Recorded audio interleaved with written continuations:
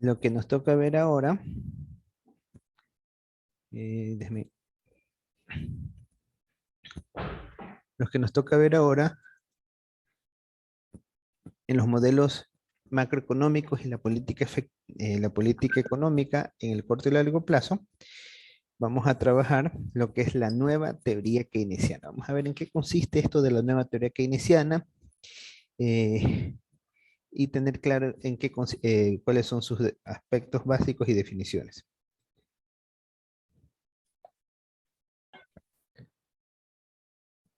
A ver, vamos empezando un poco con los aspectos introductorios que involucra al nacimiento de esta nueva teoría. A ver, Stephanie, ayúdanos con la lectura, por favor. La nueva teoría keynesiana. Luego de la crisis de los años 70 y en un simultáneo con la crítica de Lucas respecto a la aplicación de medidas de políticas económicas sobre los modelos macroeconométricos existentes, tuvo lugar una revolución sobre la teoría económica. Los modelos preexistentes se caracterizan por tener parámetros fijos y variables exógenas, determinadas de forma arbitraria por el analista en relación con hechos estilizados o características observables de la economía. Los, los mismos no contemplan la posibilidad de que un shock o una política económica altere las decisiones de los agentes que racionalmente ajustan y modifican la estructura. Ya, listo, gracias, Stephanie. Entonces, como ustedes saben, el modelo keynesiano que hemos estado aprendiendo, que inclusive lo vimos con lo que había propuesto Mund de Fleming, de acuerdo a esta teoría, fue muy criticado en la época de los años 70. Recuerden que esto nació en la época de los años 20, este modelo, el modelo keynesiano. Y uno de los temas que fueron criticados en los años 70 es que no tomaba en cuenta el ajuste automático que se da en algunas variables. Recuerden que nosotros ya habíamos visto lo que eran las expectativas y en las expectativas nosotros habíamos aprendido de que existen tres tipos de expectativas, ¿no? Y las expectativas racionales hacen que se adapten inmediatamente a lo que está ocurriendo. Por lo tanto, o comenzó a aparecer un grupo que comenzó a oponerse al modelo keynesiano, que eran los monetaristas, y luego, bueno, y a partir de eso comenzaron a darse críticas hasta que se reformó, se replanteó este modelo de la curva ISLM. ¿Sí? Entonces, justamente por las críticas que tuvieron y las debilidades que enfrentaban, ya que, como ustedes saben, la curva IS solamente mide el efecto de lo que está entre la tasa de interés con los niveles de producción. Un shock, ¿qué es un shock? Es un cambio brusco. Por ejemplo, viene eh, hasta el año 2000, hasta comienzos del año 2000 todo estaba tranquilo. De repente vino por ahí una enfermedad a nivel mundial y cambió todo. Entonces, eso es un shock que afecta directamente a la oferta y a la demanda agregada. Entonces, no analiza el modelo keynesiano no analiza estos efectos, ni tampoco los comportamientos directos que se tienen de la política económica sobre cada una de estas variables. Entonces, a partir de esto surge una nueva postura que analiza y replantea lo que es la función de las curvas ISLM. Vamos a ver ahora, Verónica Ushay, ayúdanos con la lectura, por favor. Por lo cual, dichos esquemas dan lugar a predicciones que son inconscientes a largo plazo. Esto dio lugar a una corriente de modelos neoclásicos dinámicos estocásticos y de equilibrio general, cuyas curvas de ofertas y demandas derivan de ejercicios de optimización microeconómicos. El enfoque nuevo keynesiano busca, bajo la misma fase de consistencia que tienen los DSGE, aplicar ciertas rigideces sobre salarios y precios para reflejar imperfecciones en los mercados de trabajo y bienes, y de tal manera poder explicar los resultados de corto plazo que se observan en la economía, manteniendo el microfundamento sobre las decisiones de los agentes. ¿Ya? Listo, entonces miren, gracias Verónica. Entonces, ¿qué es lo que ocurre? Nosotros ya habíamos visto qué era lo que pasaba con Keynes, ¿no? Con sus curvas que analizaba el mercado de bienes por un lado y el mercado monetario por otro lado. ¿Sí?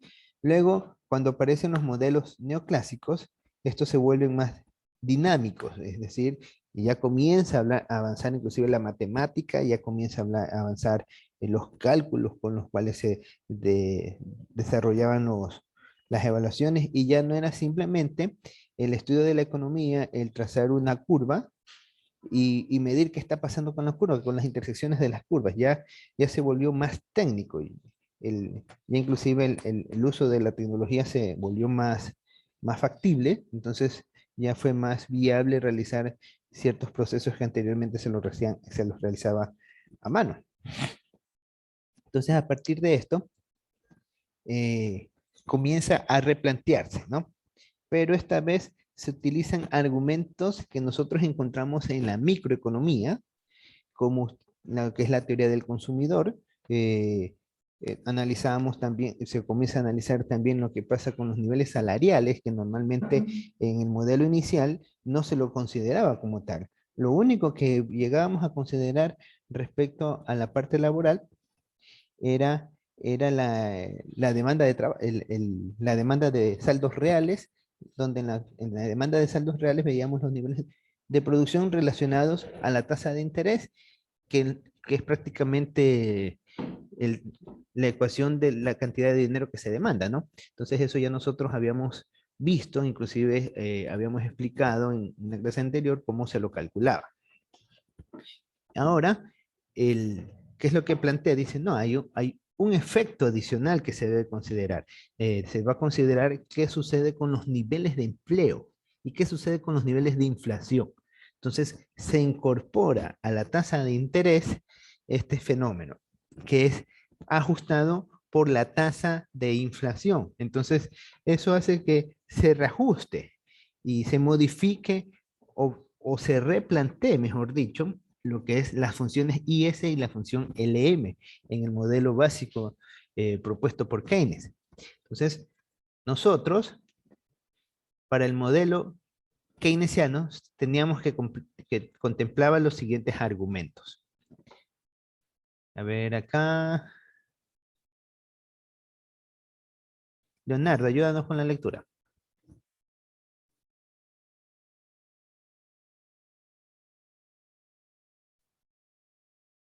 Leonardo, ¿tiene problemas con audio, Leonardo? No, sí. A ver, dale. El nuevo modelo keynesiano contempla rigideces en la determinación de los precios y salarios originadas por firmas que se manejan en competencia imperfecta en el mercado de bienes y trabajo. Curvas de Phillips de corto plazo.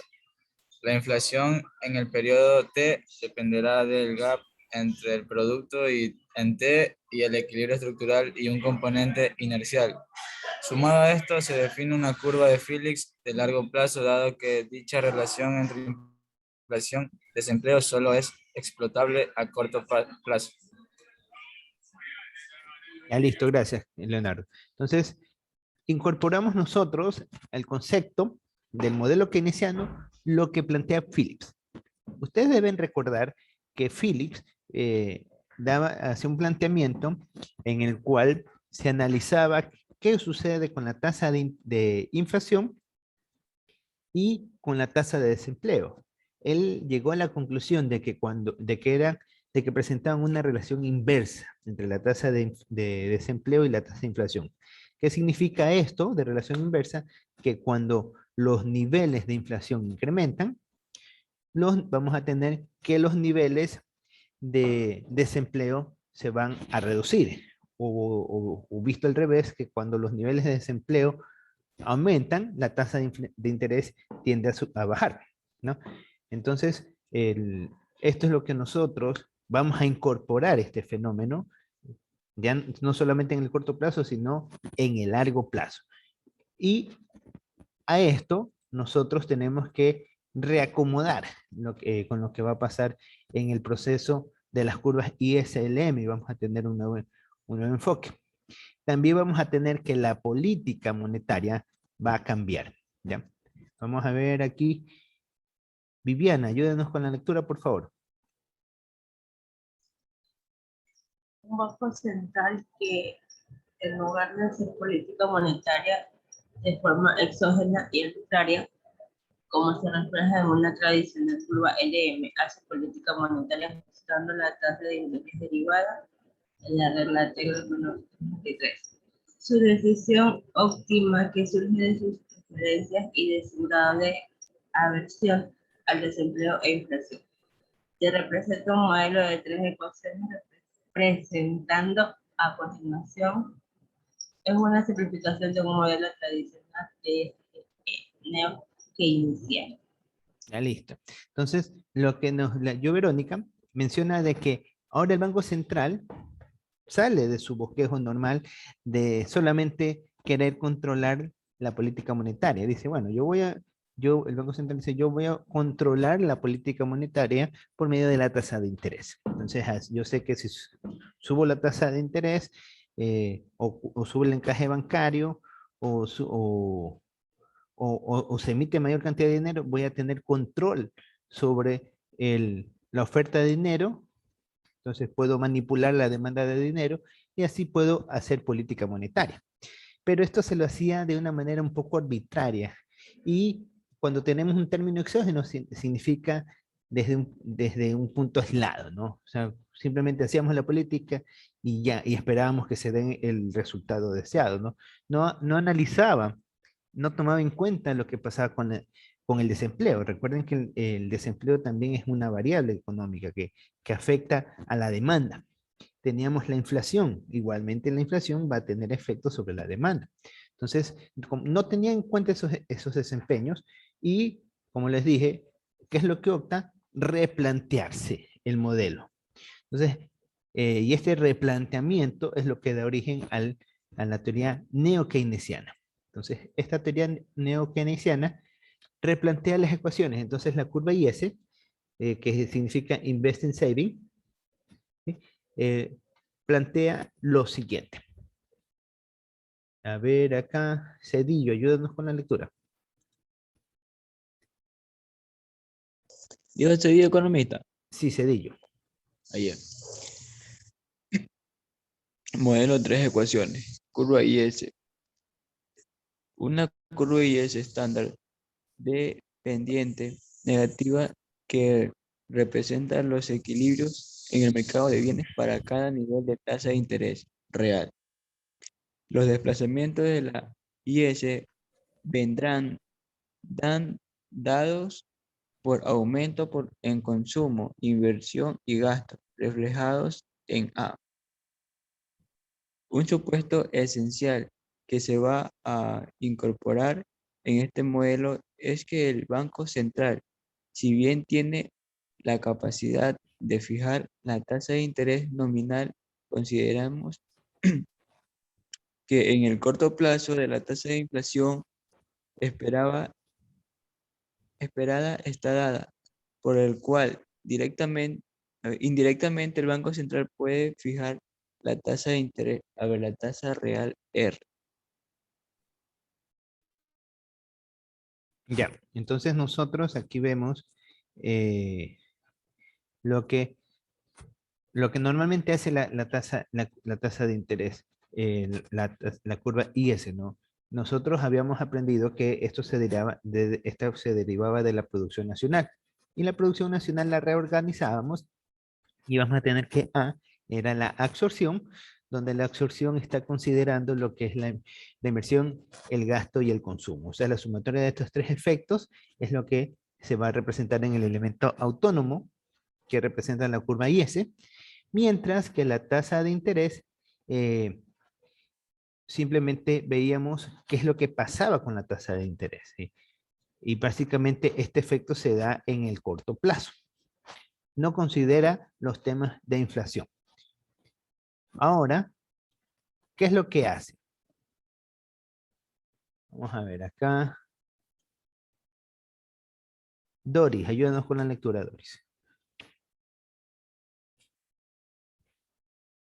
A ver. Además, existe un nivel de producto estructural de la economía que es consistente con un nivel de empleo o desempleo estructural y al cual le corresponde una tasa de interés que la denominamos de estabilización, RS. Sumado a esto, el producto de equilibrio estará asociado con una tasa de inflación constante. Este punto se verá vinculado con la curva de Phillips de largo plazo, en donde la relación entre inflación y empleo se rompe. La curva IS se expresará como Y sub t menos YE es igual a menos A RT menos 1 menos R sub S. Ya, entonces, ¿qué vemos aquí? De que el planteamiento inicial, que ya lo habíamos mostrado anteriormente, ahora le vamos a hacer un ajuste. ¿En qué consiste este ajuste? Que nosotros a la producción esperada, que es lo que habíamos tenido en el PIB, ¿sí? Nosotros los vamos a replantear, vamos a decir la producción al comienzo del periodo menos la producción esperada, ¿sí? Entonces, este por un lado, y por el otro lado, íbamos, aquí consideramos que cada uno de estos elementos están siendo afectados por la tasa de interés. Entonces, pero ¿en qué le afecta la tasa de interés del periodo anterior? Entonces, esto hace que sacamos factor común porque en ambos van a tener un coeficiente, porque ya estamos tomando los valores históricos de estos tres rubros. Entonces, aquí vamos a tener que esto simplemente va a ser la variación de la tasa de interés del periodo anterior con el periodo actual. Entonces, la variación de la tasa de interés ya está considerando. Y esa variación es lo que ya toma en cuenta lo que va a pasar como el... Espérate un ratito porque me pasé. Sí. Entonces, esto es lo que va a pasar a ser el análisis de la inflación. Entonces, aquí nosotros vemos la variación de la producción y la variación de la tasa de interés en su propensión al uso de la tasa de interés en los factores productivos. Entonces, aquí tenemos reexpresada nuestra función de curva IS. Entonces, la curva IS pasó a ser del modelo tradicional que hemos estudiado ya a un modelo más dinámico. Estamos más dinamizando los componentes de la economía. La siguiente curva que vamos a analizar es la curva de Phillips. ¿Se acuerdan ustedes que cuando estudiábamos en una economía abierta, la tercera ecuación que estudiábamos o que tomamos en consideración era la de mercado de capitales? Y en la curva de mercado de capitales nosotros partíamos del supuesto de que era una constante, ¿no? De que estaba en una economía totalmente abierta al mercado. Pero simplemente analizaba lo que pasaba con la tasa de interés mundial y paré de contar. Ahora dicen, no, está bien con lo que pase con la tasa de interés mundial, lo puedes tener en cuenta, pero no es el principio fundamental de la economía, ya que la economía principalmente tiene que trabajar con lo que tiene adentro, ¿no? Si bien es cierto, hay salida de recursos, hay salida de flujos monetarios, hay salida de dinero, dado la paridad cambiaria, entonces hay los procesos especulativos, pero esos efectos se derivan de un mal manejo o de una ausencia de la presencia de los valores de los niveles de desempleo y de los niveles de inflación. Si controlas los niveles de desempleo o si controlas los niveles de inflación, no necesariamente los capitales van a querer salir, sino que se van a mantener. Entonces, eso hace que el supuesto planteado de la curva de mercado de capitales o con respecto a la balanza de pagos quede en segunda instancia y se venga a tomar en cuenta lo que es la curva de Phillips. ¿Y qué era lo que hacía la curva de Phillips? Es lo que hace es analiza lo que es la inercia inflacionaria. ¿Y qué era la inercia inflacionaria? La inercia inflacionaria es una inflación que está dada, que está de por sí. Es una inflación que está ahí presente. Hágase lo que hágase, tómese en la medida que se tome, siempre hay un incremento sostenido de los precios. Entonces, este incremento sostenido se conoce como inercia inflacionaria. Entonces, ustedes en general saben que todos los años los precios suben aunque sean un poquito. Entonces, ese poquito es lo que nosotros conocemos como inercia inflacionaria, por el proceso natural que tiene la economía para trabajar. Entonces, dado esto, ahora se va a asumir que en el periodo T de la inflación, a través de la ley de Kuhn, que establece que la inflación, que significa este símbolo, para calcular la inflación en el periodo actual, lo que vamos a hacer es tomamos la inflación del periodo anterior, más esto es la variación entre la Está compartiendo producción. pantalla. ¿Sí? Sí, sí, sí, sí. ¿Me sabe que está compartiendo? Me lo voy a poner de nuevo. Sí, sí, estoy compartiendo hace rato. Entonces, como les decía, asumimos que la inflación en el periodo T depende de la inflación pasada. Como les decía, este es que es el FI, más la variación entre la producción del periodo menos la proyección, o sea, lo que nosotros esperamos que sea la producción, que sería la producción esperada, o la variación de la producción. Todo esto multiplicado por un factor que nos indica cuánto es lo que nosotros estaremos dispuestos a reemplazar producción por inflación, por desempleo. Entonces, esto es lo que nos plantea la curva de Phillips. Y este modelo lo incorporamos al análisis IS. ¿Sí? Entonces, ahí tenemos ya la segunda curva. La tercera curva. A ver, Viteri, ayúdanos con la lectura.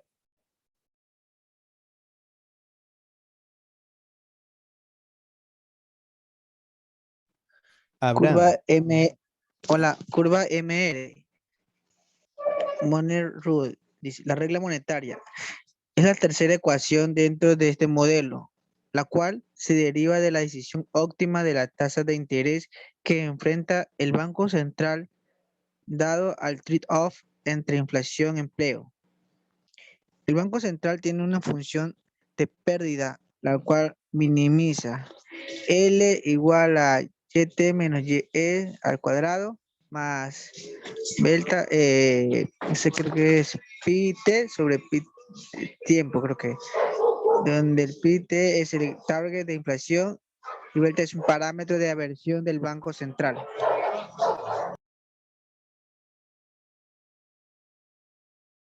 Listo, entonces miren, que nosotros ahora estamos analizando ya no la curva LM. Ahora ya que analizamos otra curva. Ya como tenemos de que ya se rompe el supuesto de que se debe de tener en cuenta la masa monetaria y la masa monetaria responde a los efectos de la tasa de interés internacional. Como sacamos ese supuesto, entonces ahora decimos no, ahora el supuesto se basa en el manejo de la tasa de interés sumado a lo que es la tasa de inflación. ¿Y esto cómo repercute en los niveles de desempleo? Entonces, como ya nosotros estamos incorporando esta nueva variable, el Banco Central va a tener como política ya no solamente controlar la tasa de interés, sino ver la relación que tiene la tasa de desempleo con lo que es la inflación. Entonces, ahí aparece algo que se conoce como el trade-off entre inflación y empleo. ¿Qué significa este trade-off? Que yo tengo que, para mejorar uno, tengo que sacrificar al otro. Entonces, eso es el trade-off. ¿Con cuál me quedo? ¿Cómo hago para mantener el equilibrio entre los dos? Entonces, ya el Banco Central tiene ese problema, porque si tú decides corregir la inflación, puedes corregir la inflación, haces políticas para corregir la inflación, pero van a generar mayores niveles de desempleo. Entonces, si tú generas políticas para mejorar los niveles de desempleo, es decir, bajar la tasa de desempleo, lo que vas a tener es que la inflación se te va a disparar. Entonces tú dices, chuta, ¿qué mismo hago? Pues si arreglo la una, se me afecta la otra, y si afecta la otra, se me revierte la una. Entonces, ¿qué es lo que decide hacer? Entonces el Banco Central utiliza un criterio de optimización que ustedes lo vieron en micro, que es el criterio de optimización del sistema Lagrange. Este sistema de optimización, ¿qué es lo que hace? Toma análisis entre dos o más variables y la ajusta a una curva de indiferencia. ¿Sí? Ustedes se deben de acordar de lo que es la curva de diferencia. Vamos a ver qué es la curva de diferencia. A ver, ¿quién se acuerda? A ver, señorita Heredia, ¿qué era la curva de diferencia? ¿Nos puedes ayudar con esa definición, por favor? Heredia Simba.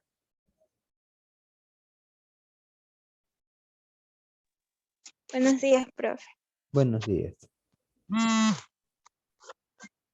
Ya listo. ¿De qué entiende usted? ¿Qué recuerda usted de lo que era la curva de indiferencia?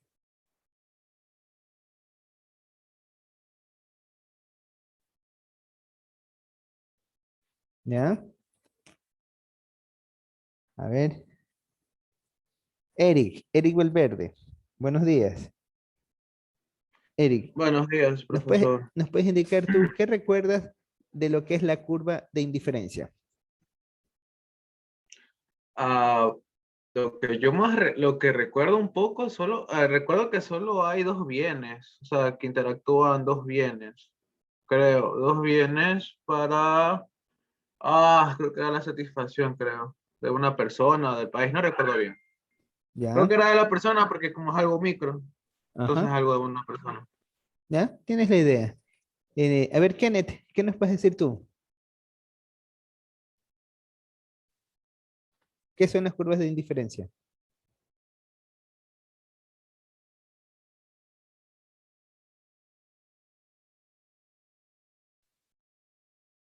Bueno, no recuerdan. Si no se acuerdan, no se preocupen. Es un concepto que ustedes ya lo vieron en la materia de micro. ¿Sí? ¿Qué es lo que dice?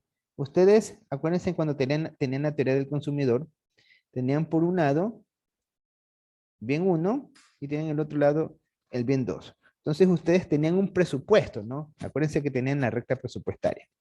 Esta es la recta presupuestaria. ¿Qué nos marcaban las rectas presupuestarias?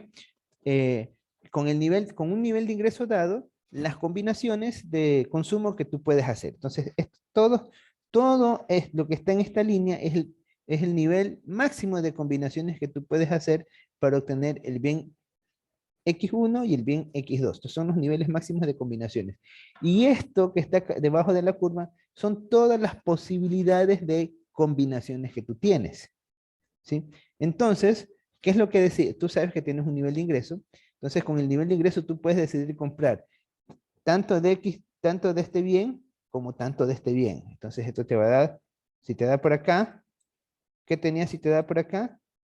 Que tú no ibas a poder comprar este nivel de bien y este nivel de bien porque tus fronteras de posibilidades no te lo estaba limitado. ¿Y quién te medía esta frontera de posibilidades, el grado de satisfacción de adquirir estos bienes? Era la curva de indiferencia. Entonces, acá, déjame poner acá. La curva de indiferencia era algo así. Ustedes se deben de acordar. ¿Qué sucede si nosotros elegíamos este nivel de combinación con este nivel de combinación y vamos a estar por aquí más o menos? Entonces aquí nosotros íbamos a tener un nivel de satisfacción que podíamos cubrir, porque podíamos adquirir tanto el bien 1 como el bien 2 en este punto. Entonces en este punto nosotros íbamos a tener un nivel de satisfacción determinado, pero no iba a ser el óptimo porque podríamos adquirir más bienes. Entonces el óptimo, ¿dónde iba a estar definido? En aquel punto donde hacía tangencia. ¿Quién? La recta presupuestaria con la curva de indiferencia. ¿Sí? Entonces, esto es la curva de indiferencia. Entonces, este principio de optimización que se ve en microeconomía, lo plasmamos o lo utilizamos acá. ¿Sí? Este mismo principio lo utilizamos acá. Nosotros buscamos minimizar, ¿qué cosa?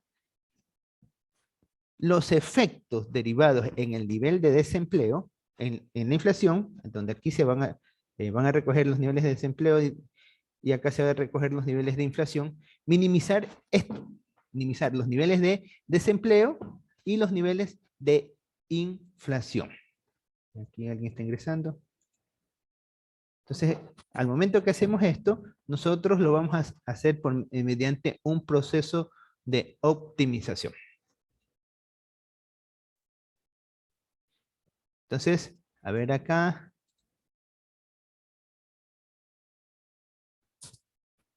Se me fue. Mucho. A ver, Castro, Leonardo, ayúdanos con la lectura. Por lo tanto, el Banco Central busca minimizar el gap del nivel de actividad y el gap entre la inflación actual y el target. El valor actual de B determinará la forma de las curvas de indiferencia del Banco Central, dado su grado de interés entre controlar la inflación o mantener el nivel de empleo. Ya. Entonces, ¿qué es lo que va a hacer? Vamos a, como les dije, vamos nosotros a hacer esto. Vamos a tener por un lado la curva IS y por otro lado vamos a tener la curva RM, ¿sí? Y vamos a tener la curva de Phillips. Entonces, nosotros no es que vamos a hacer una simple interrelación como lo trabajamos en el modelo keynesiano. Acá, lo diferente que nosotros vamos a hacer ya no es esto. Y decir, ah, aquí está en equilibrio. Ya esto, ya no es. Ahora lo que hacemos es un proceso de optimización, en el cual nosotros vamos a buscar el nivel mínimo posible para obtener la relación menor entre inflación y desempleo. Entonces, ¿sujeto a qué? Sujeto a las tasas, a las condiciones de optimización que buscamos, que están medidas por las curvas IS, por la curva LM, perdón, por la curva RM, en este caso. Entonces, esto es lo que nosotros vamos a hacer. Una vez que obtenemos estos niveles de optimización, ya voy a explicarles la parte técnica cómo es que se hace.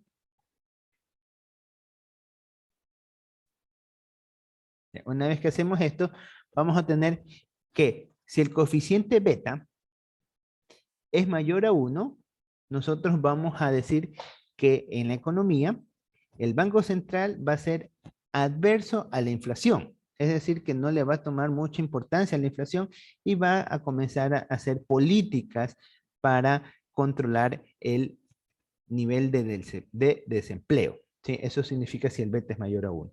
¿Qué pasa si el beta es igual a 1?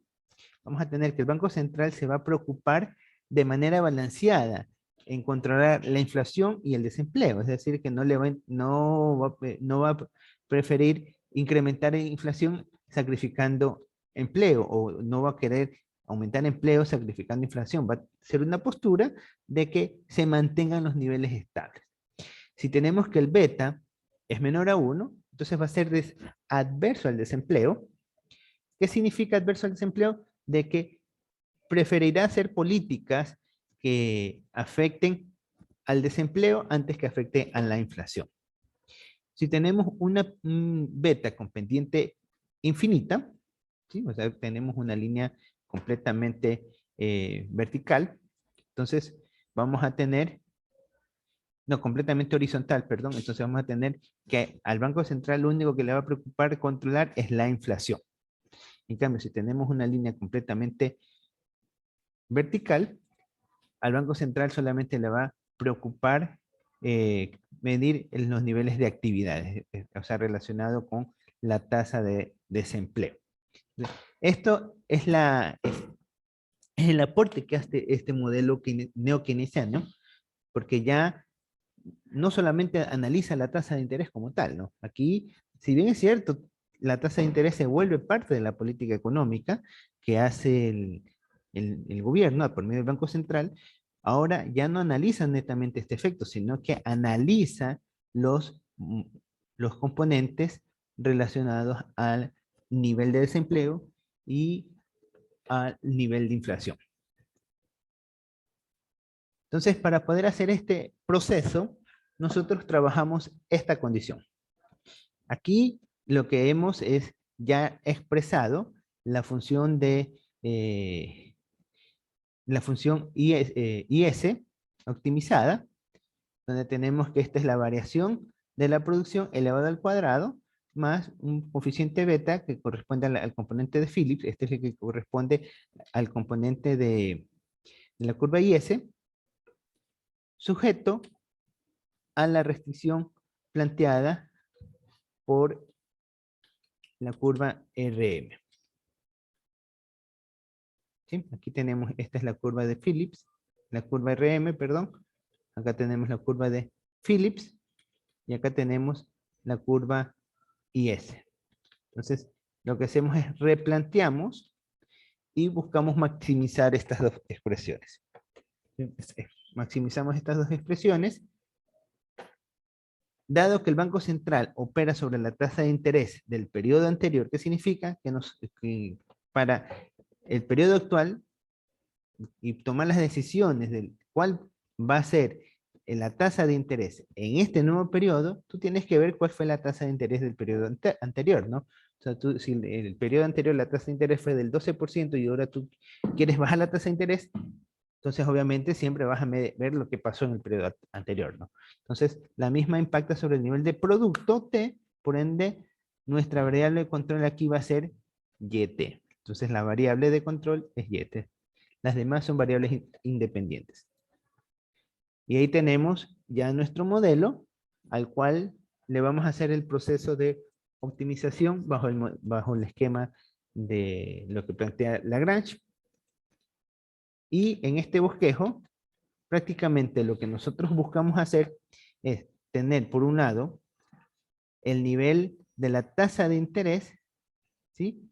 Que ya no se va a ajustar directamente como política entre las relaciones de producción, sino que va a salir de una relación entre los niveles de producción y los niveles de inflación. Entonces, cuando estén en equilibrio, aquí es donde nosotros decíamos el beta, que el gobierno lo que va a buscar es que este beta sea igual a 1, que nos encontremos en este punto.